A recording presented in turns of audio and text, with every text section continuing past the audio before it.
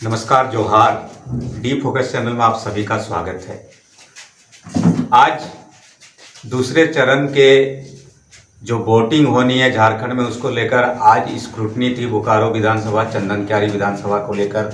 और इस स्क्रूटनी में बोकारो विधानसभा से निर्दलीय प्रत्याशी के तौर पर नॉमिनेशन करने वाले सुशांत कुमार मिश्रा का नामांकन रद्द हो गया है।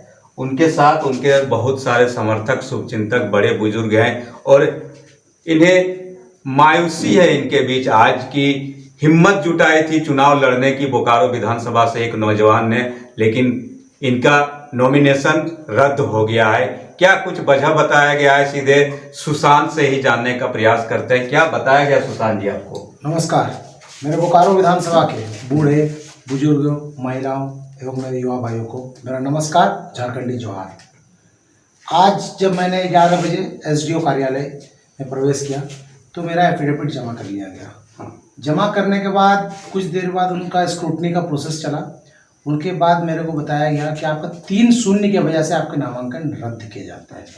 मेरे को 1 मिनट का टाइम भी नहीं दिया गया कि वो शून्य मेरे घर से भरा।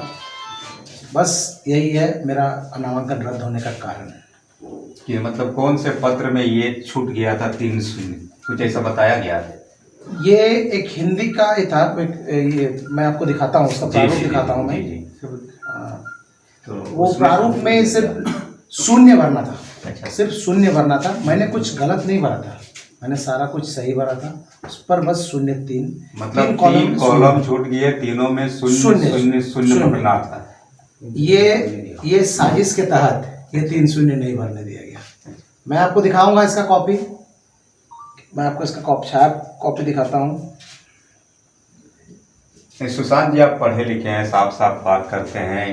ये चूंकि प्रशासन का मामला है, चुनाव आयोग का मामला है, आप नौजवान हैं, पढ़े लिखे हैं। जब भी नॉमिनेशन होता है तो नॉमिनेशन के साथ एक वकील साहब आपकी सारे फॉर्म्स को भरते हैं, आपके शुभचिंतक भी भरते हैं, जो अनुभवी लोग होते हैं वो भरते हैं।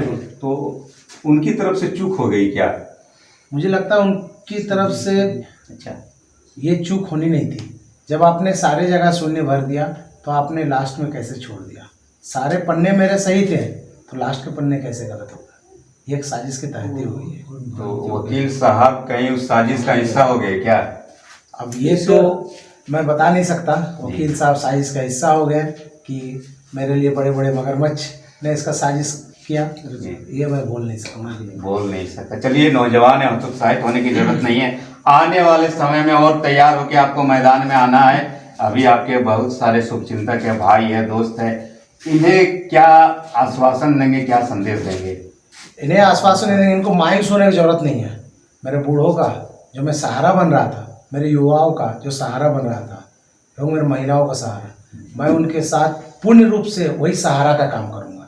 और जब तक मैं हूँ तब तक उनका साथ दूंगा। अच्छा, जब अब आप मैदान से बाहर हो गए हैं तो क्या कुछ ऐसा विचार आपने अभी बनाया है कि अभी जो प्रत्याशी बच गए हैं उनको, उनमें से किसी का चयन करना है? क्या इस पर कुछ बातचीत हुई? आपके दोस्त हैं, साथ रहने वाले सैकड़ों लोग आए हुए हैं, कुछ ऐसी बातचीत हुई क्या? हाँ, इनसे तो हमारी बातें हुई।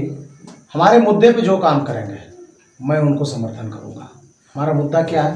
बेसिक सी मुद्दा है हमारे युवाओं को रोजगार और हमारे महिला सशक्तिकरण, हमारे विस्थापन, ये मेरे मुद्दे पे जो काम करेंगे मैं उसके लिए साथ दूंगा। और मैं उन्हीं पार्टी का साथ दूंगा जो हमारे मुद्दे को आगे बढ़ा के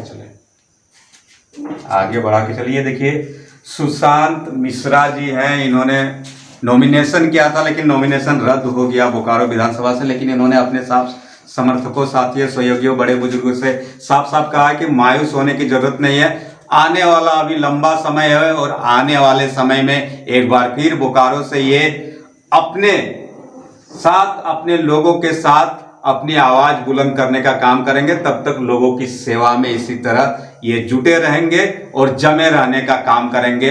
बोकारो के लोगों के साथ ये कंधा से कंधा मिलाकर उनके दुख दर्द का सहभागी बनते रहेंगे।